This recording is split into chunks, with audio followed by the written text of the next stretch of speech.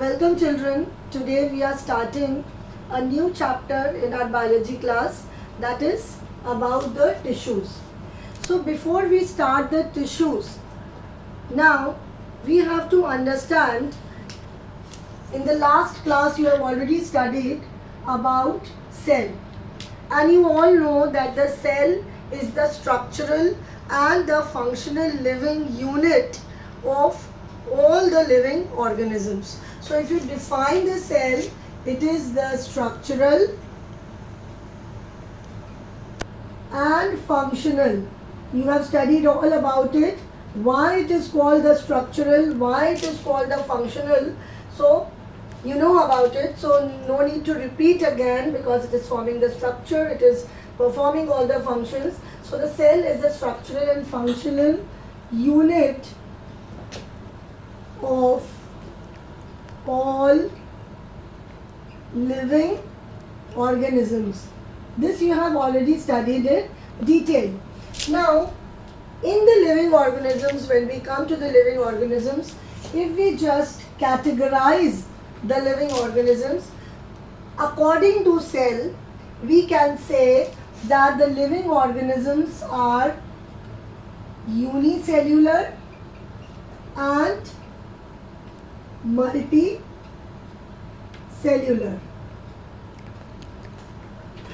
Now a good example of unicellular animal or organism is amoeba. This is the example we have. There are many more examples, but let us take amoeba. And here the most common example is human beings. Now whether we are talking about unicellular, multicellular plants or animals, we know that all the functions will be the same. So when we know about the cell, and we know that it is a functional unit also, so in unicellular, for example amoeba, the one cell present in amoeba, it will be performing all functions. It will be performing all functions. And what do you mean by the all functions? It will be performing respiration, circulation, ingestion, that is the taking of the food, egestion, that is excretion, then locomotion, circulatory system, circulation of the blood, of the food, everything that will be performed by only one cell, because amoeba is unicellular. But when we are talking about the multicellular organisms, there are millions of cells, million of cells are present in the multicellular organisms. So when we come to the multicellular organisms, we see that there are groups of cells, or you can say the cluster of cells. The cluster of cells are there which will perform a particular type of function. So in the multicellular organisms we see that group of cells, group or cluster of cells, they together, they are found at a particular place, and together perform a similar function. One more thing you have to remember, that they are of the same type also. The cells are also of the same type. So structurally they will be the same, a group of cells which perform a similar type of function. They work together, they perform a similar type of function. Those group of cells, these group of cells performing similar functions together, those are known as tissues.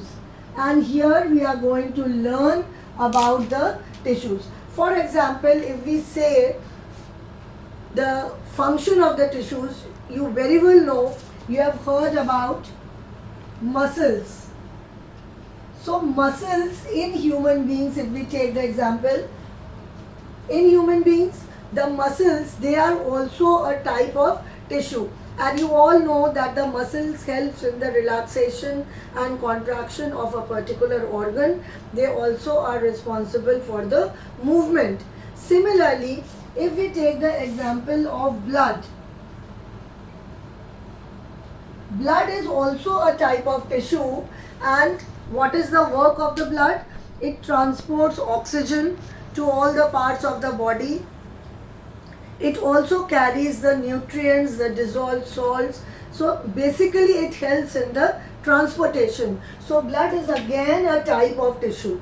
So we know that all these, they are made up of various types of a group of cells or a cluster of cells, and they are performing a similar type of function. That is why they are just supposed to be, or they are defined as tissue. Now if we come to the plants, you must have studied about phloem and xylem. These are complex tissues and the vascular tissues of the plants. And what is the function of these? We will learn about it in detail afterwards. But it is also a type of tissue which helps in the conduction of water and food material to all the parts of the plant. So we see that all these tissues, they are not made up of one cell. They are all made up of group of cell, and that group of cell together will perform different type of functions allotted to them. That is why in the multicellular organs, because the functions are complex, like for example, if we are taking the example of human beings, we know that digestion is one process, circulation, that is the circulation of the blood, pure blood, impure blood, everything that is completely different from the process of digestion. So obviously there will be different types of cells or the group of cells which are there, which will be doing the process of digestion, and for circulation there will be different type of cells. So we know that when all the cells work together for a similar, the goal is same, the function is same, then that group or the cluster of cells will be known as tissues. So we can very well define the whole part starting from the cell, that the cell group will form the tissues together, various types, will form the organ, and the different type of organs will form the organ systems of the body. All the organ systems together will make the complete organism. So this is the hierarchy we have to follow. So let us write the hierarchy. You also copy this down.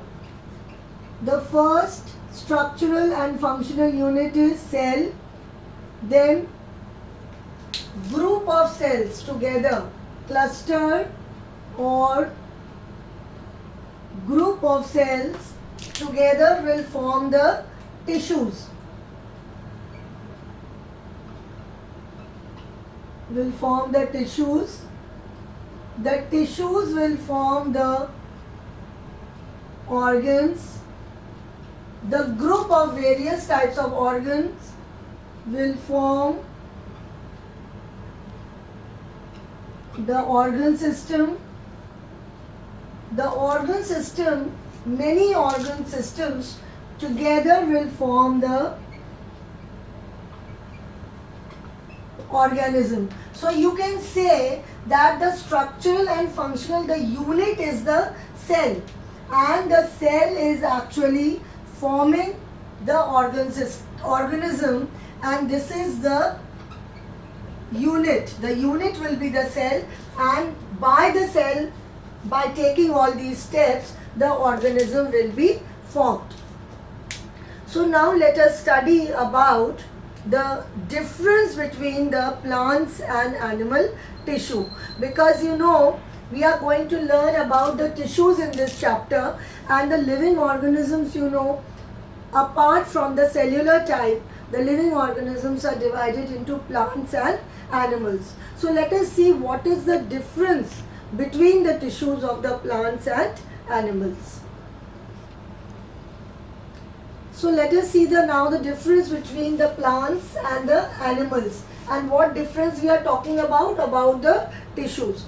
Now children, you all know that the plants, they are sedentary. They have a sedentary mode of life. What do you understand by sedentary mode of life? That they are fixed. Plants do not move. They are fixed, or you can say they are stationary.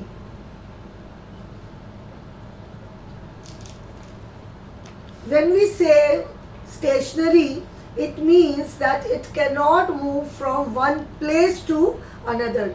So don't think that if we have seen that the branches are swaying, the leaves are moving, the flowers are also swaying, if the pedicel is very thin and so on. Actually, that is not the internal movement. That is the movement with the help of the wind or air. So, or if a bird perches on the, or bird or animal perches on the stems or the branches, then also it will sway a little. So that movement is external, but basically the plants are fixed or stationary. And when we come to the animals, the animals are moving. The main cause of this movement is in the search of food, shelter and mates. Similarly, here when we come to the plants, actually there is no need for movement. Why? Reason is the plants are autotrophs. They are not depending on food on anybody else. They are preparing their own food. Actually, the animals are dependent on plants directly or indirectly for food. So we have to remember that there is a motive that why the animals are moving and why the plant's body, they are made in such a manner that they do not require any movement. So based on these main points, we have to see that the tissues of the plants are mostly, I am not writing tissues again and again, mostly the tissues are made up of cells, mostly made of cells which are dead. Reason, what is the reason why they are made up of cells which are dead? Because the plants require tissues which are there for support. Support here means mechanical strength. Support here means mechanical strength. But when we come to the animals, their mode of life is different. So all the cells, cells are living. Cells are living. Only the cells of hair and nails, you know that they are dead cells. But all the cells in the body of the animals are living. And here support and mechanical strength is mostly by the skeletal system or the other, in the lower animals we will study about it. In the lower animals there are other than the bones, there are other structures which give them the support. So mechanical strength is not by the dead cells. So here the cells are living and other functions are performed. All the other functions are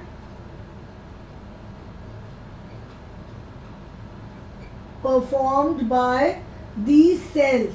When we are talking about these cells, remember what is the definition we have written for the tissues? that the tissues comprises of group of cells working together at a similar type of function. So when we are talking about the cells, actually we are talking about the group of cells which constitute the tissues. Now the next thing related to this about the mode of life is which we have studied, fixed and moving. Now because these in plants the cells are mostly dead, so next point of difference is they consume less energy.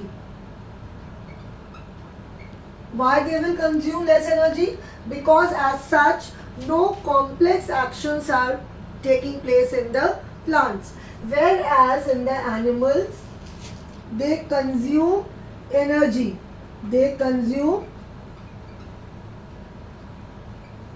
more energy.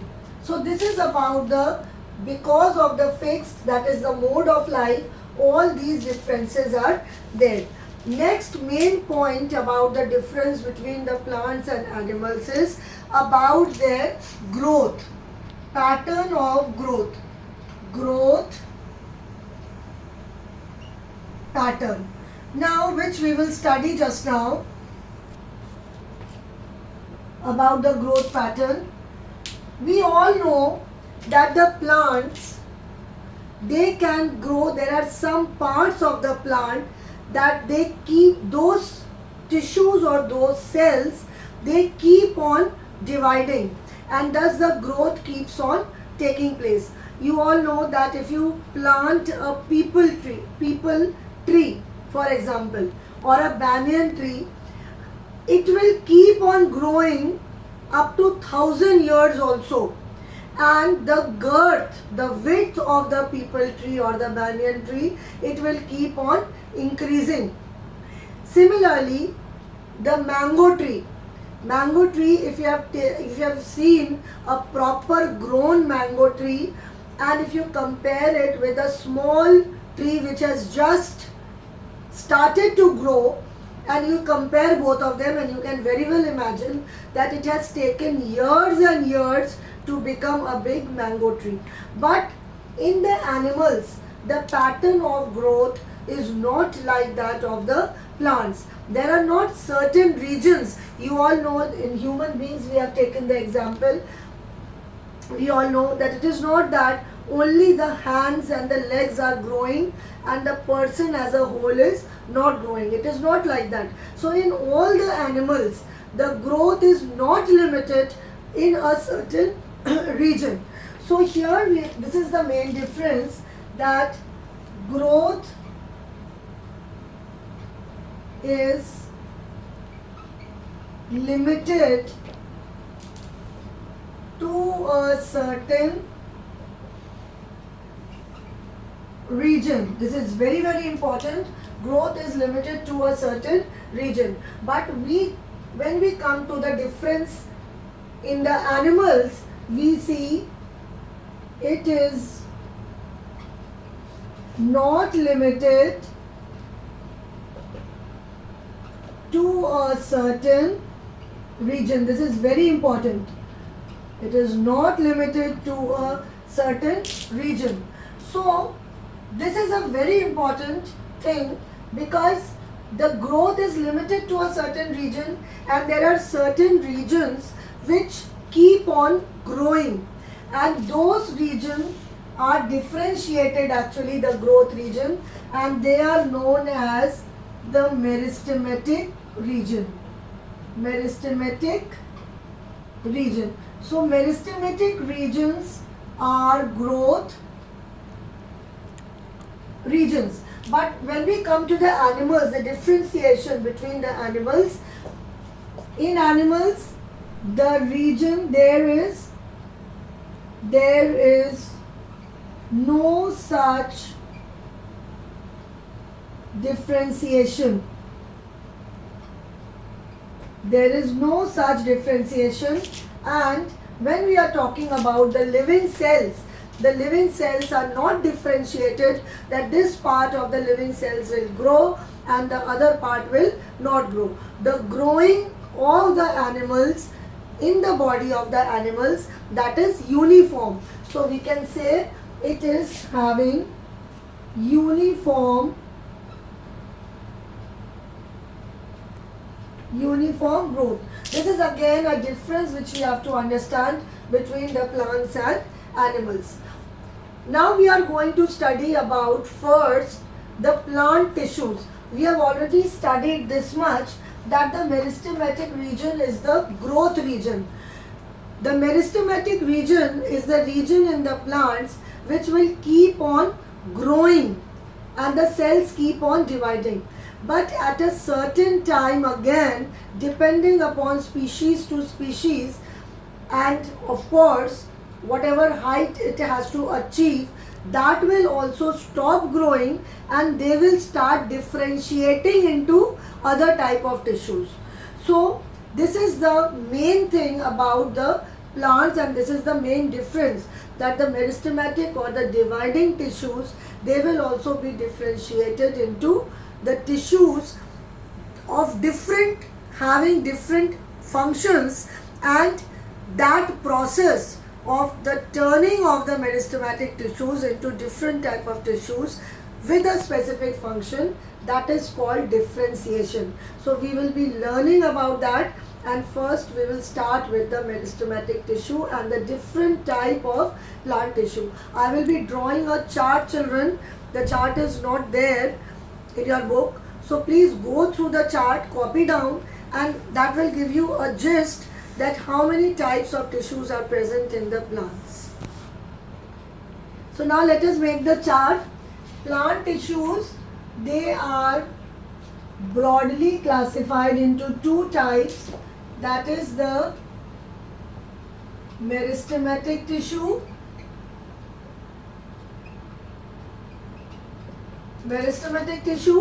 and the permanent tissue. Now meristematic tissue, I have already told you, they are the dividing type of tissues made up of cells which are basically dividing again and again. So they bring about the growth of the plant. So meristematic tissues are divided in three types depending upon their location. We will be studying about it. First learn the chart. That is the apical meristem,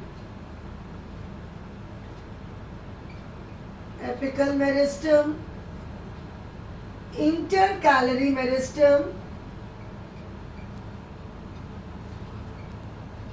and the lateral meristem.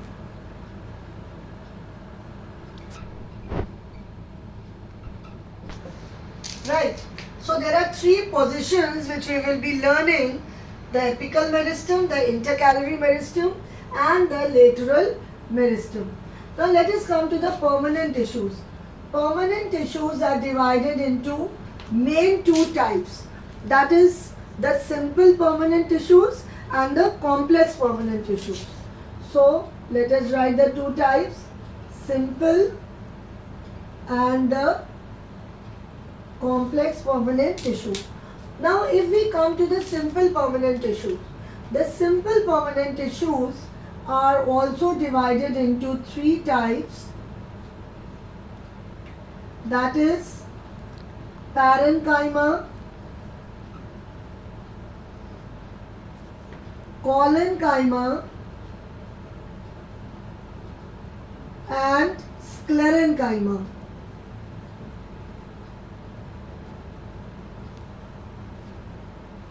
These are the three types in which the simple permanent tissues are divided, and they have their different functions and structure which we will be learning one by one. The complex tissue, the complex permanent tissue, they are divided into two types.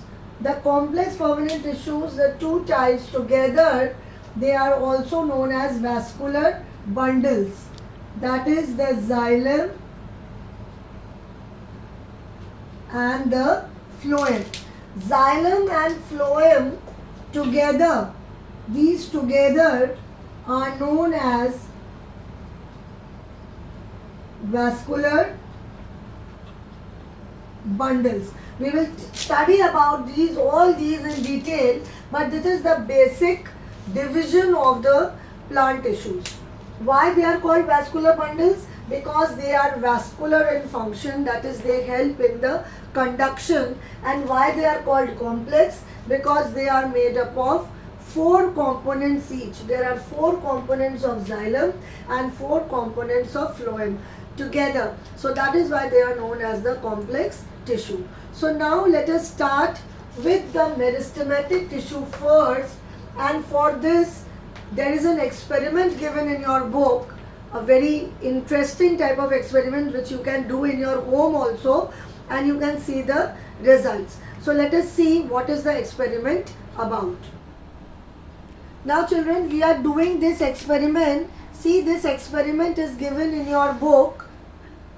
We have taken 2 equal type of onion bulbs, and here we have 2 equal type of glasses. 2 equal type of glass tumbler we have taken here. And see, the main thing is what you have to remember, that you have to first scrape this base of the onion a little, and this is the first day. I have not kept it before, so that because I want to show you all the growth what is taking place. So this is the first day of the experiment, and here see, I have scraped both the onions, I have scraped the base, right? And I have kept it in such a manner, you can see that the base is just at the contact with water. It is dipped in water. Both the bases are in contact with water. So here they have asked, observe the growth of roots in both the bulbs for a few days. We have to keep both these jars, both these tumblers for few days. Measure the length of roots on day 1, 2 and 3. Now we have done this experiment before also, and let me tell you this, that not in 1, 2, 3, but it will take around 4 days, and we will have the roots coming out from the base of the onion bulbs, right? So we will wait for 1, 2, 3 days, and then we will see, but I am telling you what are the things which we are going to see before. Now in the next point they have written, measure the length of roots 1 to 3 days. Then on day 4, cut the roots of the onion bulb in jar 2. Now let us first label this as jar 1 and jar 2. So let us make this as jar 1. I have made this as jar 1 and this as jar 2, right? So next is the observations we have to see after 5 days. So we will start our experiment. We have started actually the experiment, and after 5 days, when we do in the description in the next class, and then again we come. So I will keep on taking this observations, and then after the end I will show it to you. What is from the above? They are asking, some questions are there. Which of the 2 onions has longer roots? They have said that cut the root tips of the onion bulb in jar 2. So if we are cutting this onion bulb, the roots will, remember, the roots will develop, the roots will grow in these both the jars. So if we cut the root tips from jar 2, remember, from jar 2, if we are just cutting the tips, what will be happening? So what are the questions they are asking? Which of the 2 onions has longer roots and why, from the above experiments? So if we cut the tips of the roots of the onion from jar 2, after few days we will see that the roots of the jar 1, they have become longer, and the roots of the second jar, they have not grown. What is the reason? The reason is that at the tips the dividing or the meristematic tissues were there. So we will be starting with the meristematic tissue. That is why we have done the experiment before, that we have to understand that when we are talking about the tips of the meristematic tissue, so we are talking about the first type of meristematic tissue, that is the apical meristem. So here, when we have cut the apical meristem, the tips of the growing roots, obviously the roots will stop growing. So this is the answer for the question, first question, which of the two onions has longer roots? So naturally the first onion in the first jar will have longer roots. Second question is, do the roots continue growing even after we have removed the tips? No. When we have removed the tips, the roots will not continue to grow. Why would the tips stop growing in jar 2 after we have cut them? I gave you the answer just now, that because at the tips of the root, the apical meristem, the dividing tissue was there, which is responsible for the growth of the apex, whether it is of the stem or whether it is of the root. So because it is helping in the growth and those cells are cut, those apical meristem cells are cut, that is why the growth will stop. So this is the main thing you have to remember. So about the meristematic tissue. So let us start about the meristematic tissue. Now, as I already said, that meristematic tissue is the tissue which is responsible for growth. It is responsible for growth. Why it is responsible for growth? Because it is a dividing tissue. It is continuously dividing. It is a dividing tissue. This you have to keep in mind, that it is continuously dividing. Now let us see the characteristics of the cells of the meristematic tissue. First point, they are very active,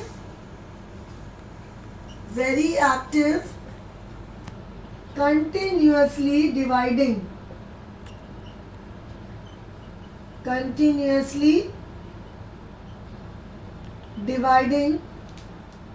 The cells of the meristematic tissue, they have dense cytoplasm.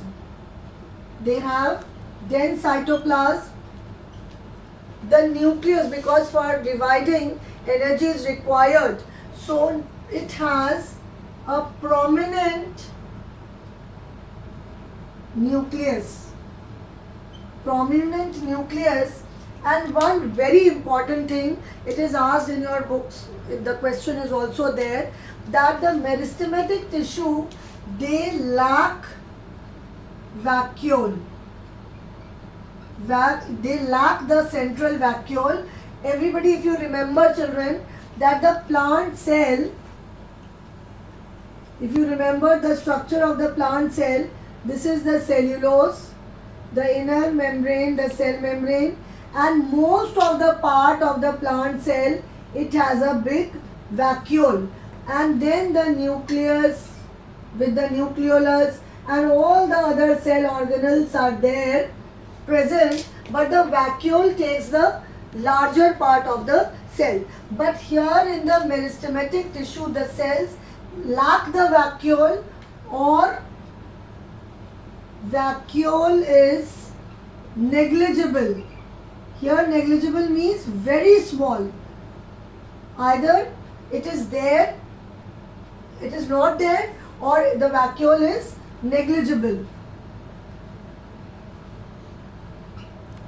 It is just negligible. What is the reason that the vacuole is not required?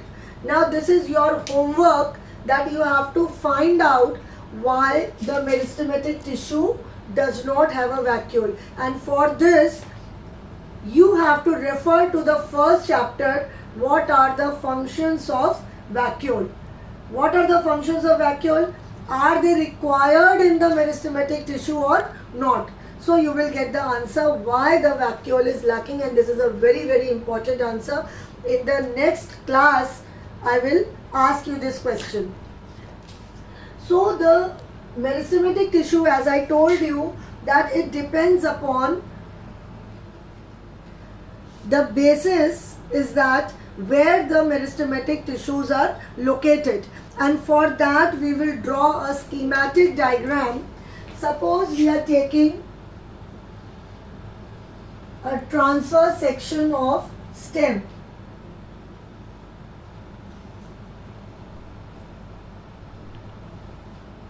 This is the transverse section of a stem. This is a schematic diagram I am drawing. By the name only you can make out apical. From the apical word you can make out that it is at the apex. That is at the tip. You can say that it is at the tip of the shoot. This is the transverse section of a stem. We have taken the schematic representation. So this will be the apical meristem. This will be the apical meristem. So what will be the function of this apical meristem? This will help in the growth of the shoot or the root in length. In length, when we are saying that it will help the stem or the root to grow taller. So this is the work of the apical meristem. So this is the apex region.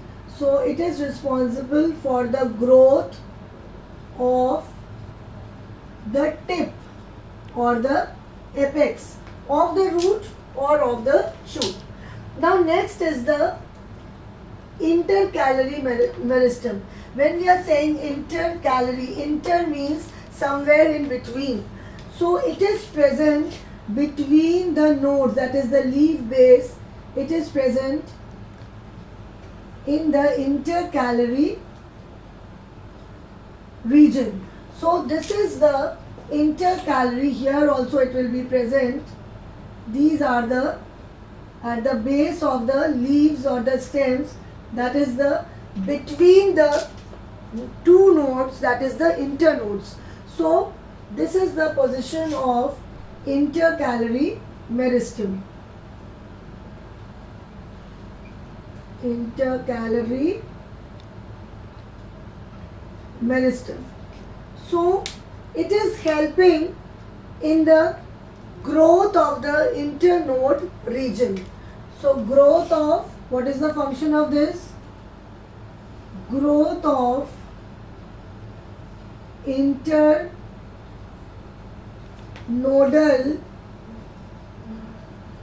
region. And the last one is the lateral meristem.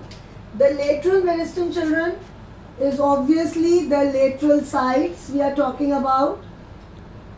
And when we are talking about the lateral sides, what does it mean?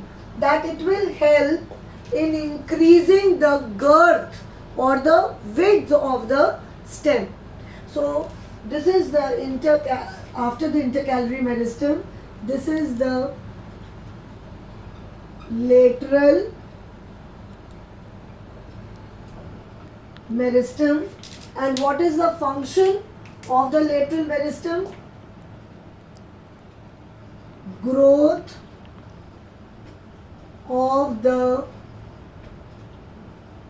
girth. Girth means the width, the diameter of the stem. So it is the growth of the girth of stem or even roots. So these are the three main parts of the, or you can say the divisions of the meristematic tissue. And you have to remember that this division is based on the position where the meristematic tissues are found. So just write down, this is a schematic representation. Schematic representation of meristematic tissues.